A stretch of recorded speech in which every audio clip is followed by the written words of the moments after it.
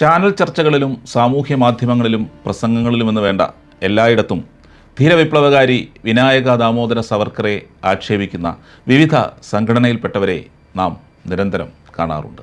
രാഷ്ട്രത്തിനു വേണ്ടി ആൻഡമാനിലെ സെല്ലുലാർ ജയിലിൽ 10 വർഷവും മറ്റ് ജയിലുകളിൽ 3 വർഷവും തടവ് ശിക്ഷ അനുഭവിച്ച് അതിനുശേഷം 14 വർഷം വീട്ടുതടങ്കലിൽ എന്ന പോലെ കഴിയേണ്ടി വന്ന ഒരു സ്വാതന്ത്ര്യ സമര സേനാനിയെയാണ് ഈ വിധം അവഹേളിക്കുന്നതെന്ന് ഓർക്കണം. അതവിടെ നിൽക്കട്ടെ, ആ വിഷയം നമുക്ക് മറ്റൊരു എപ്പിസോഡിൽ ചർച്ച ചെയ്യാം. എന്തായാലും അങ്ങനെ അവഹേളിക്കുന്നവരിൽ പ്രധാനികളാണ് ഇടതുപക്ഷവും അതിൻ്റെ നേതാക്കളും പ്രവർത്തകരും. കൃത്യമായി പറഞ്ഞാൽ കമ്മ്യൂണിസ്റ്റുകാർ. സത്യത്തിൽ ഈ രാജ്യത്തിൻ്റെ സ്വാതന്ത്ര്യ സമരത്തെ പച്ചയ്ക്ക് ഉറ്റുകൊടുത്തവരാണ് കമ്മ്യൂണിസ്റ്റുകൾ.